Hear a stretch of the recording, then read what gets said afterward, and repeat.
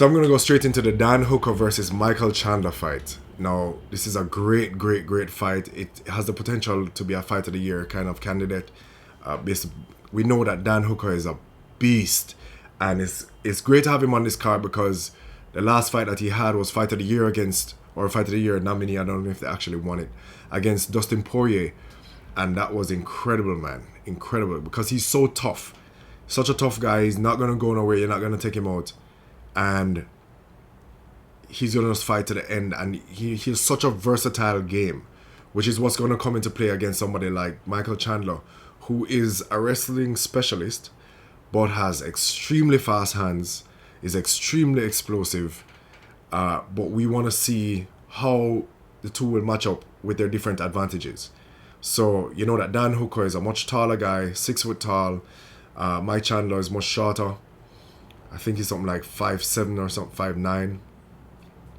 And Hooker, more of the Muay Thai background, more, throws great knees, elbows, punches, kicks. He's going to be throwing everything.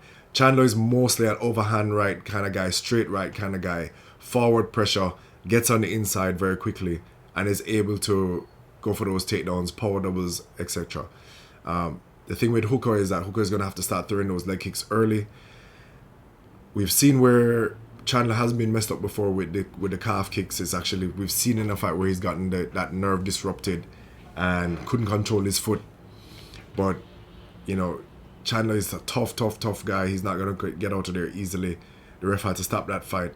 But that's why I think it's going to be a fight of the night kind of situation. He does get hurt, though. He does get hurt. He does get hit when he fights people. So he's beaten former champion Eddie Alvarez and Benson Henderson. So we know that the quality of fighter, the pedigree is high. However, there is a thing where we think about these fighters from Bellator coming over to UFC and they don't have a great track record, especially when they put them against top tier competition. I'm talking top 5, I'm talking top 10, right? And Dan Hooker, I know Dan Hooker is top 10, right? So you have Michael Chandler, and the real question is Michael Chandler ready to face somebody in the top 15 at UFC? I think Michael Chandler is going to have to rush in, go for that takedown early. He's going to have to establish early that he is willing to chain wrestle. And we know that he's amazing in the scramble. We've seen videos of him training and just doing these incredible things. And of course in fights, he's great with the ground and pound. That's his general go-to. But he's also started to fall in love with his power as well, because his hands are so fast. And with a name like Iron Mike Chandler, we don't know to Mike Tyson. He's got the power. He's got that crazy explosivity. But Dan Hooker has those knees. You can always expect that Dan Hooker is going to know that that Chandler wants to shoot. So he's going to be prepared to throw those knees. He's going to be great in the clinch. It's harder to take down these longer guys, not to take them down, but to keep them down.